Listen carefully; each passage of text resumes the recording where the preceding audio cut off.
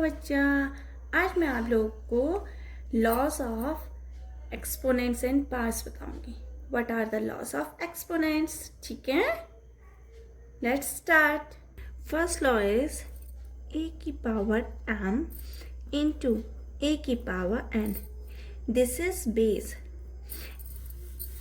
a is base and m and n are parts. ठीक है, तो a की पावर m इंटू a की power n is equal to a की power m plus n. हम consider हमेशा multiply में पॉजिटिव ही क्यों लेते हैं, क्यों हम लोग ऐड करते हैं, ध्यान रखना, क्योंकि जो हमारा मल्टीप्लिकेशन होता है वो हमारा रिपीटेड एडिशन होता है.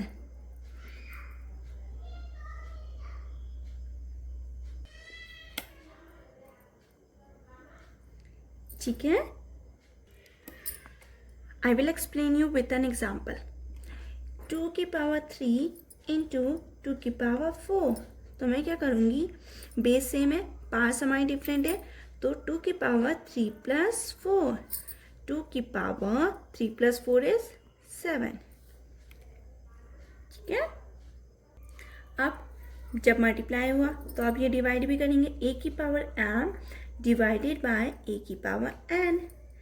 सो a की power m minus n.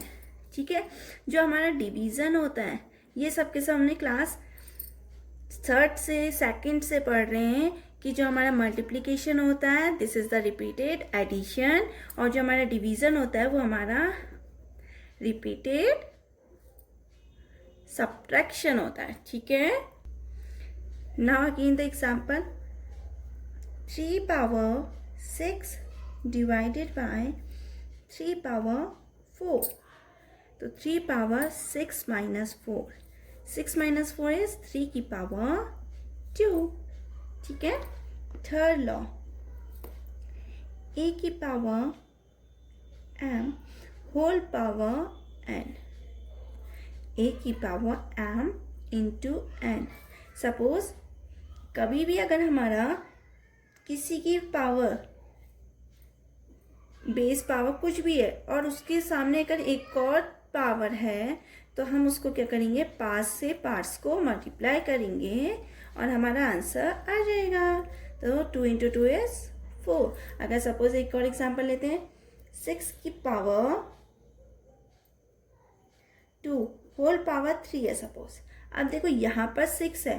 6 is a factor of 2 and 3. तो first we have to convert it into a base of the simplest way. That means 2 into 3 whole power 2 big bracket 3. तो ये हो गया हमारा 2 की पावर 2 into 3 की power 2 whole power 3. तो ये फोर्थ लॉ है a power m into B power m. देखो यहाँ पर अब अभी हमने पढ़ा था बेस जब हमारा सेम होता है तो पास डिफरेंट होने में हमारा एक डिफरेंट फॉर्मेशन है. बट अब क्या है, अब बेस जो है वो डिफरेंट है बट पार्ट सेम है. तो ये हो जाएगा a into B whole power m. ठीक है, तो 3 की पावर 6 इंटू 7 की पावर 6. तो बेस डिफरेंट है, पास सेम है, तो ये क्या हो जाएगा 3 इंटू 7 होल पावर 6. तो 3 7 सा 21 होल पावर 6. ठीक है, फिफ्थ वन इज a की power m divided by b की पावर m.